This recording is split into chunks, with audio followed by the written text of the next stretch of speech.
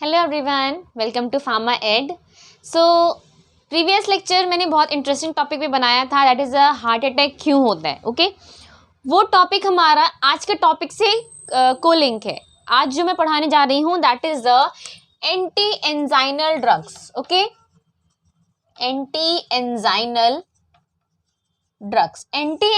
Drugs पढ़ने के लिए मैंने प्रीवियस लेक्चर में बताया था कि एंजाइना क्या होता है। मैंने बताया भी था कि एंजाइना एक इस्कीमिक हार्ट डिजीज है जिसमें कि मायोकार्डियल सेल्स यानी कि जो हमारी हार्ट की सेल्स हैं वो सेल्स डाई हो जाती हैं ऑक्सीजन की कमी से। ऑक्सीजन की कमी हो जाती है हार्ट में, ऑक्सीजन की सप्लाई कम हो जाती है जिसकी वजह से हार्ट की सेल्स डेड हो जाती हैं, राइट।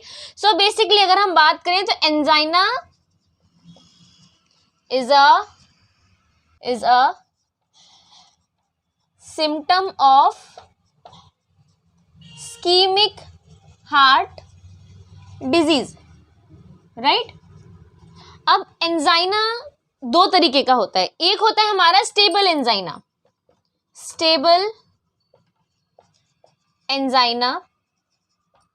दूसरा होता है unstable angina.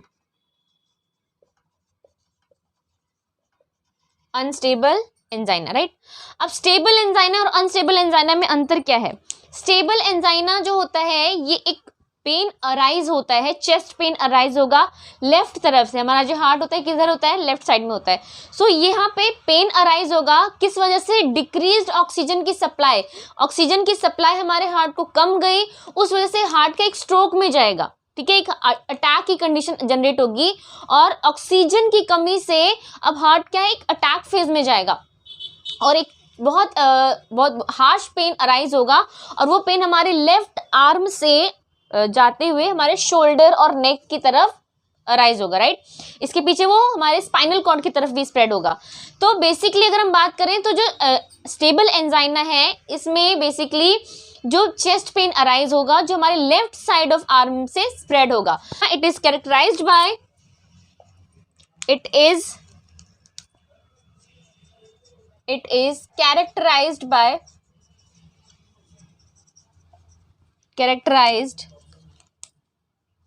Bye chest pain or that spread in left shoulder and arm।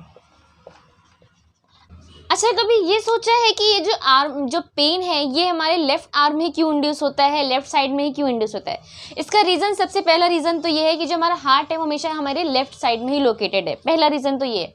दूसरा रीज़न बहुत इंटरेस्टिंग है। एक्चुअली में क्या है कि जो हमारी न्यूरॉन्स होती हैं ना, हमारी लेफ्ट जो हमारी हार्ट की न्यूरॉन्स हैं प्लस हमारे जो हैंड की न्यूरॉन्स है, लेफ्ट आर्म की जो न्यूरॉन्स हैं, ये न्यूरॉन्स सिग्नल सेम ही ब्रेन न्यूरॉन सेल्स को देती हैं। हमारे ब्रेन की उसी न्यूरॉन को ये सिग्नल दे रही हैं साथ में कलेक्टिवली, यानी कि हार्ट की भी जो न्यूरॉन्स हैं और आर्म की न्यूरॉन्स ये दोनों कलेक्टिवली एक ही टाइप की ब्रेन सेल्स को सिग्नल दे रही हैं, जिसकी वजह से वो ब्रेन सेल ये डिस्टिंग्विश नहीं कर पाती कि पेन अराइज हुआ कहाँ से, आर्म से अराइज हुआ है कि हार्ट से अराइज हुआ है। तो क्योंकि एक ही ब्रेन सेल पे वो सिग्नल जाता है, आर्म से भी और चेस्ट से भी, इसलिए हमारी ब्रेन सेल्स डिस्टिंग्विश नहीं कर पाती हैं कि सिग्नल अराइज हुआ कहाँ से। ओके, दैट इज वाई जो पेन इंड्यूस होता है वो लेफ्ट आर्म में भी स्प्रेड होने लगता है। ओके, सो दूसरा आता है हमारा अनस्टेबल एंजाइना। अनस्टेबल एंजाइना क्या होता है कि मैंने प्रीवियस लेक्चर में बताया था कि ये हमारी कोरोनरी आर्टरी है। कोरोनरी आर्टरी मतलब कि वो आर्टरी जो हार्ट को ब्लड सप्लाई करती है।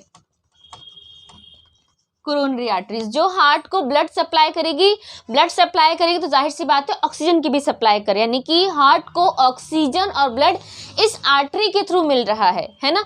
अब होता क्या है, मैंने बताया था कि कोरोनरी आर्टरीज में प्लेग का फॉर्मेशन हो जाता है। ये प्लेग मतलब deposition of fatty acids, triglycerides, lipids, इन सब का डिपोजिशन हो जाता है। तो डिपोजिशन हो जाएगा तो यहाँ पे एरिया ब्लॉक हो जाता है ना। अब रैंडमली क्या हो जाता है, कभी कभी ये जो प्लेग है ये नाइट में या कभी भी ब्रेक होने लगता है, ब्रेक हो करके और कहीं पे भी ये रास्ते को ब्लॉक कर देता है। ठीक है, मतलब कोरोनरी आर्टरीज में किसी भी ब्लड वेसल को ये ब्रेक हो करके और उस एरिया को ब्लॉक कर सकता है, जिसकी वजह से वहाँ पे जो ऑक्सीजन या ब्लड की सप्लाई है, वो जो ब्लड ट्रांसफ़र हो रहा है वो ब्लॉक हो जाएगा। सो प्लेग क्या होता है, कभी कभी ब्रेक होकर के कोरोनरी आर्टरीज में इस तरीके से ब्लॉक कर देगा उन आर्टरीज को, जिसकी वजह से जो ब्लड की सप्लाई जा रही थी हार्ट को वो बंद हो जाएगी। और इसी को हम बोलते हैं अनस्टेबल एंजाइना, मतलब कि इसमें पेशेंट की सोते सोते भी डेथ हो जाती है। The ruptured plaque deposited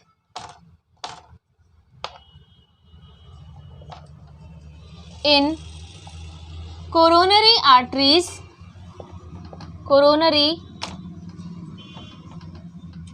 arteries and block the flow of blood to the heart and decreased blood supply to heart result in heart attack या एंजाइनल अटैक। तो हमने दो चीजें पढ़ी कि एंजाइना क्या था और एंजाइना कितने तरीके का है, एक स्टेबल एंजाइना है और दूसरा अनस्टेबल एंजाइना। तो देखिए, जैसे कि हमें पता है कि एंजाइना होने का कॉज क्या है, पहला तो ऑक्सीजन की सप्लाई डिक्रीज हो जाना, किसके पास, हार्ट के पास, और बहुत ज़्यादा ऑक्सीजन की डिमांड हो जाना, है ना। तो ऑक्सीजन की सप्लाई कैसे कम होती है, कोरोनरी आर्थेरियोस्क्लेरोसिस की वजह से। कोरोनरी आर्थेरियोस्क्लेरोसिस का मतलब क्या है कि जो कोरोनरी आर्टरीज हैं उनमें फैट का डिपोजिशन हो जाना, उसी को हम बोलते हैं कोरोनरी आर्थेरियोस्क्लेरोसिस। मतलब फैट का उनकी जो वॉल है उस पर फैट का डिपोजिशन हो जाना, जो मैंने अभी प्लेग फॉर्मेशन बताया था, उसी को हम बोलते हैं कोरोनरी आर्थेरियोस्क्लेरोसिस। पहला तो ये रीजन हो गया ऑक्सीजन सप्लाई डिक्रीज होने का। दूसरा रीजन क्या है, कोरोनरी वेसोस्पाज्म। वेसोस्पाज्म का मतलब क्या है कि ये हमारी ब्लड वेसल है, अब इसमें वेसोस्पाज्म होगा तो इसकी ये ब्लड वेसल जो है कंस्ट्रिक्ट हो जाएगी, है ना, कंस्ट्रिक्ट हो जाना, यानी कि एक आप बोलते हैं शॉर्ट नैरो हो जाना।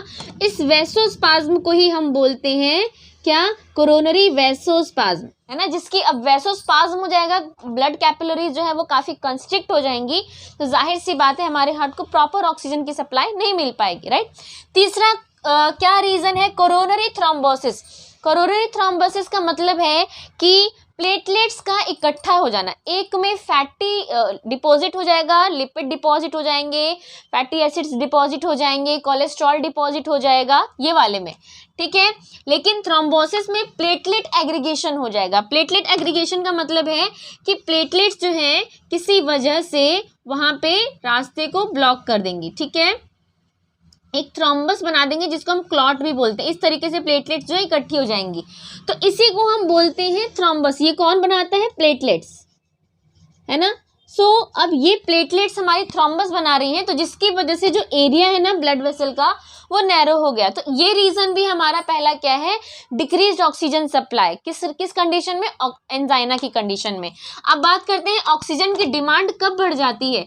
ऑक्सीजन की डिमांड बेसिकली देखा जाए तो जब हार्ट डिजीज़ होती है, और हार्ट डिजीज़ होने के बाद और हार्ट की ऑक्सीजन डिमांड किसी रीज़न से बढ़ जाए, है ना। फॉर एग्जाम्पल किसी को हाइपरटेंशन की कंडीशन है और उसका हार्ट रेट बहुत ज़्यादा बढ़ जाए, तो उसके हार्ट को बहुत ज़्यादा इंक्रीज ऑक्सीजन की डिमांड हो गई, राइट। सो इस तरीके से, और किसी का बोलते हैं वेंट्रिकुलर रेजिस्टेंस बहुत ज़्यादा है या वेंट्रिकुलर टेंशन बहुत ज़्यादा है, उस कंडीशन में भी ऑक्सीजन की डिमांड बढ़ जाती है। सिंपल सा फंडा आप ये समझिए कि किसी को हार्ट की डिजीज़ है जनरली, और उस हार्ट की डिजीज़ में वो कुछ ऐसा वर्कआउट कर रहा है या कोई एक्सरसाइज कर रहा है जिस कंडीशन में उसकी हार्ट रेट और उसको बढ़ जाती है, या एक्सरसाइज कर रहा है या कोई फिजिकल काम कर रहा है जिसकी वजह से उसकी हार्ट रेट और बढ़ जाए, तो उसी को हम बोलते हैं इंक्रीज्ड ऑक्सीजन डिमांड।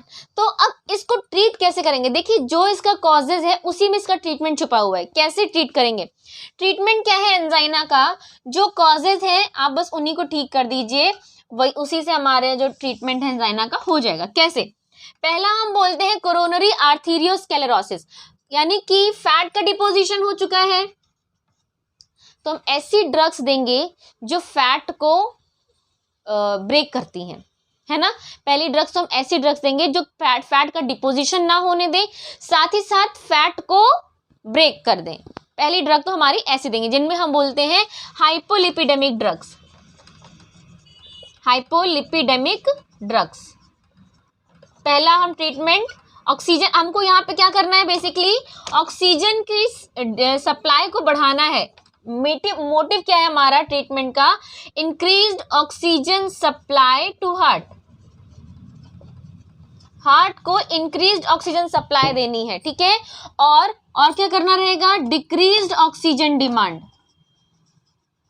अगर हम ये दो चीजें करने लगेंगे ना तो हार्ट जो है एंजाइना की कंडीशन ऑलरेडी ट्रीट हो जाएगी। मतलब किसी वजह से उसकी ऑक्सीजन सप्लाई जो डिक्रीज हो गई थी उस ऑक्सीजन सप्लाई को बढ़ा देंगे, और जो ऑक्सीजन डिमांड बढ़ी हुई थी उस ऑक्सीजन डिमांड को घटा देंगे, तो एंजाइना ट्रीट हो जाएगा। अब कैसे करेंगे इसको, सबसे पहले हम क्या करेंगे, ऑक्सीजन की सप्लाई को बढ़ाने के लिए जो आर्टरीज ब्लॉक है ना फैट की वजह से, इस फैट को ब्रेक करेंगे, ठीक है। फैट को ब्रेक करने के लिए हम कई सारी ड्रग्स देते हैं, हाइपोलिपिडेमिक ड्रग्स देते हैं, और जो फैट को कट करती हैं फैट कटर ड्रग्स उनको भी हम दे देते हैं, राइट। सो यहाँ पे हमारी हाइपोलिपिडेमिक ड्रग्स देते हैं। पहला हमारा ट्रीटमेंट ये हुआ। इसके अलावा एक आपने नाम सुना होगा एंजियोप्लास्टी, एंजियोप्लास्टी। एंजियोप्लास्टी क्या होता है, देखिए ये ना सपोज आर्टरी है, ठीक है, ये ब्लॉक्ड है किसी रीजन से, ठीक है। अब यहाँ पे ब्लड का फ्लो जो डिक्रीज है, एंजियोप्लास्टी में बेसिकली क्या करते हैं ना कि परमानेंटली कुछ एक मेटल के, आप इस तरीके से बोल सकते हैं, इस तरीके से होता है, ठीक है, वो थोड़ा सा सर्कुलर टाइप में होता है, एक आप इस तरीके से समझिए, मतलब एक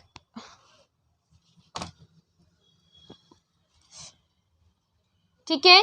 तो आप इसको इस तरीके से समझिए कि कोई ट्यूब है, ठीक है, उस ट्यूब लाइक मेटल की एक ट्यूब को या इस कोरोनरी आर्टरी में ना इंसर्ट कर देते हैं। मेटल की ट्यूब रहती है वो ऐसे, ठीक है, और उसकी वजह से क्या होता है ना कि एरिया जो होता है ब्लड वेसल का थोड़ा सा डायलेट हो जाता है, ऐसे उसको इंसर्ट कर देते हैं, ठीक है, ट्यूब को ऐसे इंसर्ट कर दिया, वो इस तरीके से रहेगी, इस तरीके से वो थोड़ी सी ट्यूब टाइप की रहेगी। अब इस ट्यूब के बीच में से ब्लड का जो है फ्लो होगा, जैसे हमारी ब्लड कैपिलरीज ट्यूब टाइप की हैं वैसे ही वो ट्यूब टाइप का रहेगा, उस ट्यूब को ब्लड कैपिलरीज में इंसर्ट कर देंगे, राइट। अब वो ट्यूब क्या करती है, बेसिकली मेटल की बनी होती है, वो ब्लड कैपिलरीज के एरिया को ब्रॉड कर देगी, है ना, जिसकी वजह से वहाँ पे जो नैरो वाली कंडीशन है ना वो ओवरकम हो जाएगी, वहाँ पे ब्लड वेसल जो है ब्लड जो है बहुत इजी से फ्लो होने लगेगा। सो यहाँ पे हम एंजियोप्लास्टी में बेसिकली एरिया को जो ब्रॉडर कर देते हैं, जिसकी वजह से जो है आपका ब्लड फ्लो होने लगे। लेकिन ये हम ऐसे फेज में करते हैं जब इसका ट्रीटमेंट नहीं हो सकता, सर्जरी ही उपाय हो, उस कंडीशन में हम एंजियोप्लास्टी करते हैं। इसके अलावा और भी कई सारे रास्ते हो, जैसे क्या करते हैं ना, ग्राफ्ट आर्टरी करके भी एक प्रोसीजर होता है, जिसमें क्या करते हैं कि सपोज ये आर्टरी है, ठीक है, अब ये ब्लॉक्ड हो गई है ना, तो अब यहाँ से ब्लड का सप्लाई नहीं जा रहा है, तो अब क्या करते हैं, कोई दूसरी आर्टरी लेते हैं और उस आर्टरी को इस मेन कोरोनरी आर्टरी में जोड़ देते हैं कि ठीक है भैया, तुम्हारा अगर इधर से ब्लड सप्लाई नहीं हो रहा है तो कोई दूसरी आर्टरी को हम इसमें ऐड कर देंगे, और जिसके उधर से जो ब्लड सप्लाई है वो डायरेक्टली इस कोरोनरी आर्टरी में इस तरीके से फ्लो होने लगेगा। सो यहाँ पे भी एक बोल सकते हैं ग्राफ्ट आर्टरी करके एक प्रोसेस होता है, उसका नाम है basically coronary artery bypass surgery उसको बोलते हैं, कोरोनरी आर्टरी बाईपास सर्जरी। तो इस तरीके से हमारा ये, इसको हम बोलते हैं कोरोनरी आर्टरी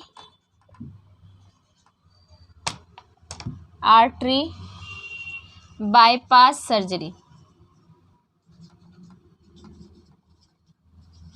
ठीक है। इस तरीके से हम ऑक्सीजन की सप्लाई को हार्ट तक बढ़ा देते हैं।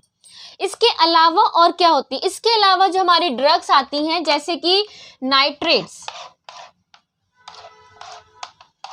अब हम यहाँ पे ड्रग्स की बात करेंगे, ठीक है। कौन कौन सी हमारी ड्रग्स हैं?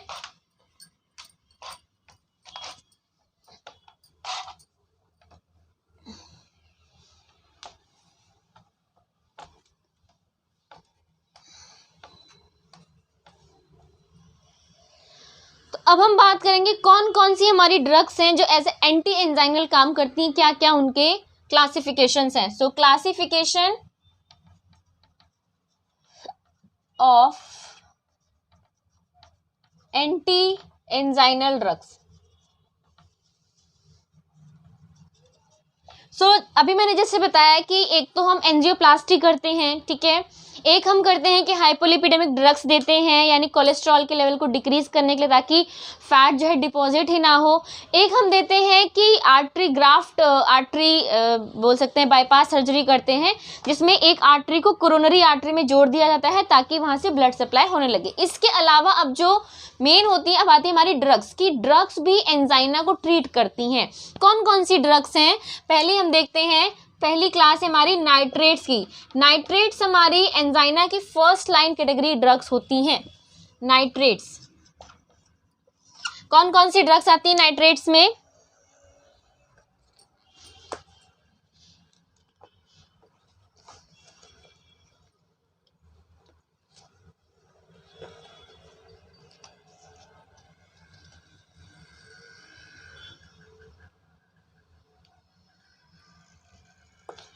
पहली आती है हमारी nitroglycerine.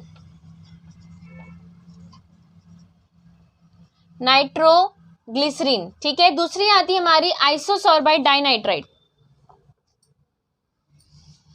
आइसोसोर्बाइड डाइनाइट्राइट,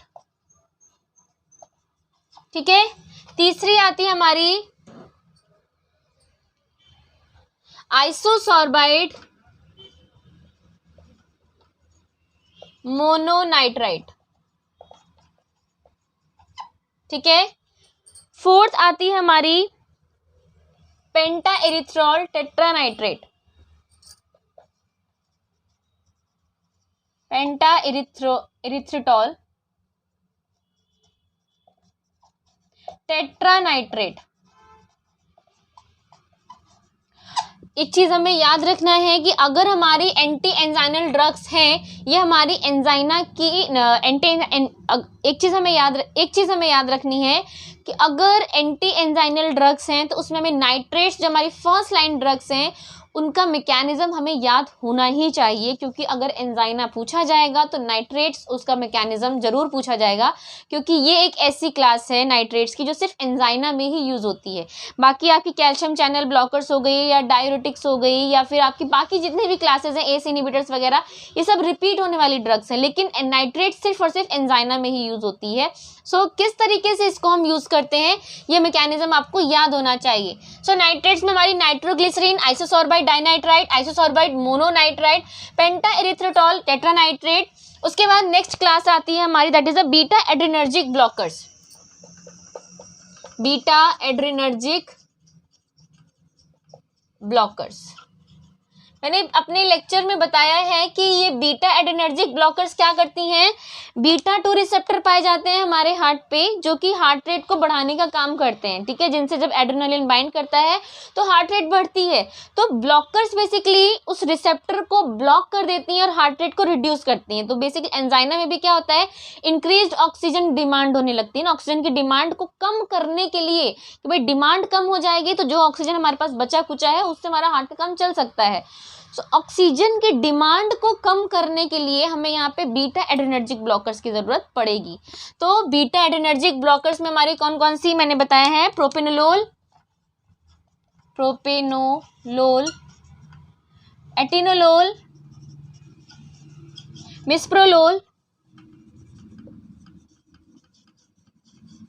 मिस्प्रोलोल, लाबेटालोल, carvedilol,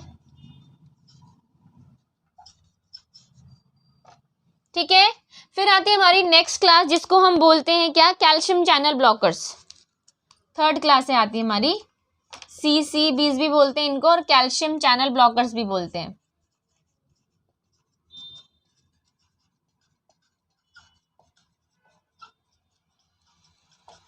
calcium channel blocker मैंने अभी तक एंटी हाइपरटेंसिव ड्रग्स में नहीं पढ़ाया है, वो मैंने इसलिए रखा है कि मैं इस कैल्शियम चैनल ब्लॉकर को और नाइट्राइट्स को एक साथ एक ही मैकेनिज्म में समझाने वाली हूँ, right. So calcium channel blockers में हमारी कौन कौन सी ड्रग्स आती हैं, जैसे डिल्टिएज़ाम, verapamil, nifedipine,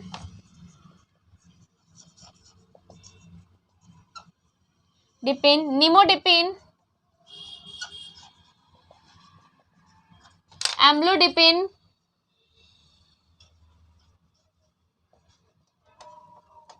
निकोरैंडिल,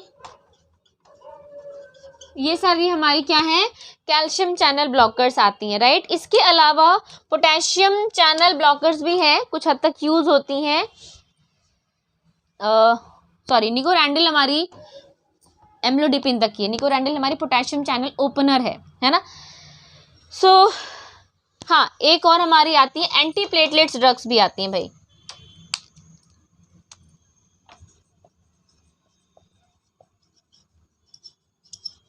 anti platelets drugs का क्या यूज है कि हमें पता है कि प्लेटलेट्स क्या इकट्ठा हो जाती हैं, जो मैंने बताया थ्रोम्बस फॉर्मेशन हो जाता है, प्लेटलेट्स इकट्ठा हो जाती हैं ऐसे ना, कोरोनरी आर्टरीज में ऐसे प्लेटलेट्स इकट्ठा हो जाती हैं और एरिया को नैरो कर देती हैं इकट्ठा होने के बाद। सो हमारी जो एंटी प्लेटलेट्स ड्रग्स है ना, इन प्लेटलेट्स के एग्रीगेशन को रोकेंगी, क्या, प्रिवेंट प्लेटलेट एग्रीगेशन, जिसकी वजह से जो प्लेटलेट्स है ना वो इकट्ठी नहीं होंगी तो जाहिर सी बात है एरिया को ब्लॉक नहीं करेंगी। तो यहाँ पे एंटी प्लेटलेट ड्रग्स भी यूज होती हैं, काफ़ी इंपॉर्टेंट हैं ये एंटी प्लेटलेट ड्रग्स भी। सो दे प्रिवेंट प्लेटलेट एग्रीगेशन, मैं लिख भी देती हूँ, these drugs prevent platelet aggregation.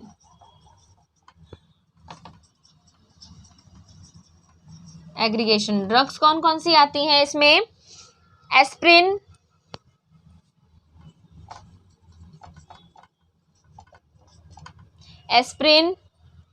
Clopidogrel,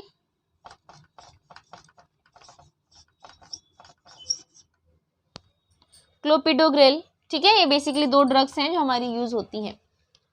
सो हमने क्या पढ़ा, एंजाइना क्या होता है, ये हमारे इस्केमिक हार्ट डिजीज का एक सिम्टम है। 2 तरीके का एंजाइना होता है, स्टेबल एंजाइना, अनस्टेबल एंजाइना। फिर हमने देखा कि क्या कॉजेज हैं, decreased oxygen supply, increased oxygen demand. हम ट्रीटमेंट कैसे कर सकते हैं, by increased oxygen supply and decreased oxygen demand, oxygen की डिमांड को कम करके और ऑक्सीजन की सप्लाई को बढ़ा करके। तो कैसे बढ़ाते हैं हम, या तो हाइपोलिपिडेमिक ड्रग्स देते हैं जिसकी वजह से कोलेस्ट्रॉल का लेवल डाउन हो जाए और कोलेस्ट्रॉल का डिपोजिशन ना हो, प्लेटलेट जो हमारी कोरोनरी आर्टरीज हैं वो डिपॉजिट, उनमें फैट ना हो। दूसरा हम कर सकते हैं एंजियोप्लास्टी के थ्रू, कि वहाँ पे मेटल रॉड लगा करके कोरोनरी आर्टरीज को परमानेंटली डायलेट कर देते हैं जिसकी वजह से प्रॉपर ब्लड फ्लो होने लगता है।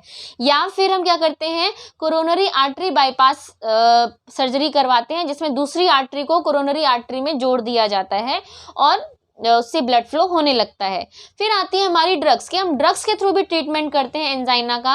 हमारी इसमें कौन कौन सी ड्रग्स आती हैं, पहली आती है हमारी नाइट्रेट्स, दूसरी आती है हमारी बीटा एड्रेनर्जिक ब्लॉकर्स, तीसरी आती है हमारी कैल्शियम चैनल ब्लॉकर्स और फोर्थ आती है हमारी एंटी प्लेटलेट ड्रग्स। अब नेक्स्ट वीडियो में मैं अपना नाइट्रेट्स और कैल्शियम चैनल ब्लॉकर्स को बहुत डिटेल में समझाऊंगी, इनके मैकेनिज्म को, इनके यूजेस को और इनके एडवर्स इफेक्ट को। इवन मैं साइनाइड पॉइजनिंग को भी एक्सप्लेन करने वाली हूँ। तो thank you so much for the watching and please subscribe the channel also.